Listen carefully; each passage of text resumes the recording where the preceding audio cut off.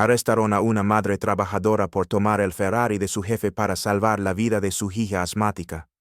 La policía no le creyó ni la escuchó, y ni siquiera revisó el auto donde la niña luchaba por respirar. Pero lo que parecía un robo fue, en realidad, un acto de amor, y cuando el verdadero dueño del Ferrari supo la verdad, todo cambió.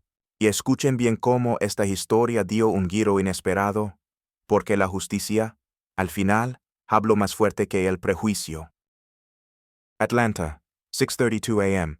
La ciudad apenas comenzaba a despertar. Los primeros rayos del sol apenas rozaban los ventanales de las mansiones de Buckhead, el barrio más exclusivo de Atlanta. Pero en la parte trasera de una de esas casas majestuosas, en una pequeña habitación sin ventanas, Tara Nelson ya llevaba 2 noches sin dormir. El aire estaba denso, el silencio roto solo por el sonido corto y entrecortado de la respiración de su hija. Layla, de apenas 8 años, se revolvía sobre una colchoneta delgada. Sus labios estaban pálidos. Su pecho se levantaba con dificultad. La niña ya no podía emitir palabras, solo un silbido áspero escapaba de su garganta. Tara tenía los ojos rojos, no por sueño, por miedo. Había intentado todo. 2 inhaladores vacíos reposaban junto al lavabo. Uno de ellos se lo había dado una vecina días antes. El otro, comprado de urgencia. Ninguno funcionó. Vamos, mi amor, susurró Tara, secando el sudor de la frente de su hija. Pero Layla no respondía. Su mirada era vidriosa. Su cuerpecito temblaba. Marcó al 911. Por tercera vez. Lo sentimos. Todos nuestros operadores están ocupados. Por favor, espere en línea. No podía esperar. No más.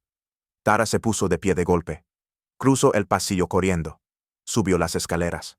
El corazón le latía en los oídos. Sabía que no tenía más de 20 minutos.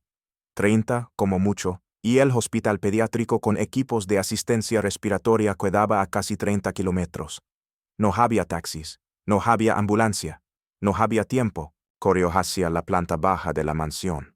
La dueña, o mejor dicho, su jefe, Brian Hartwell, estaba de viaje en Europa. Uno de esos viajes en jet privado, rodeado de trajes caros y decisiones de millones de dólares.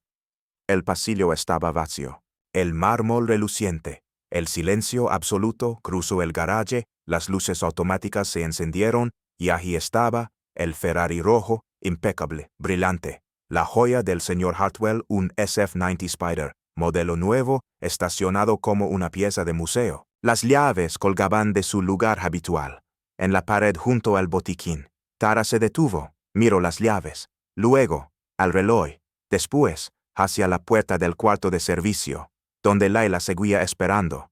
1 minuto, 2, y entonces, decidió. Corrió de regreso, tomó a Layla en brazos. La niña no podía sostener la cabeza, pero seguía viva. Tara bajó las escaleras temblando, la adrenalina dominando su cuerpo. Abrió la puerta del Ferrari.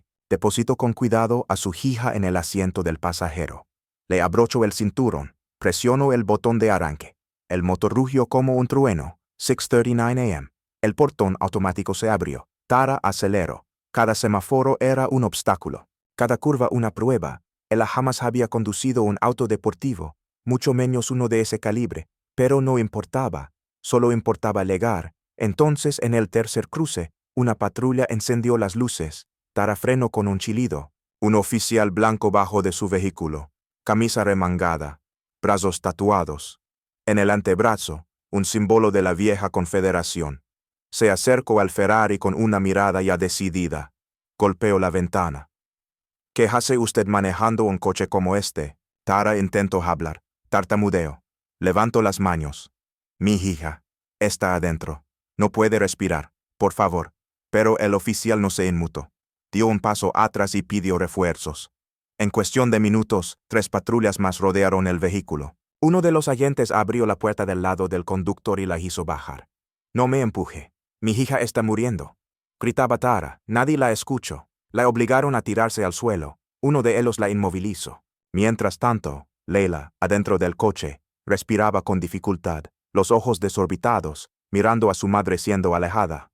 Mamá, mamá. Nadie miró al interior. Nadie abrió la puerta del pasajero. Nadie preguntó si había una niña. El rugido del Ferrari había cesado. El reloj marcaba 6:45 a.m. y el tiempo se había agotado. 7:10 a.m.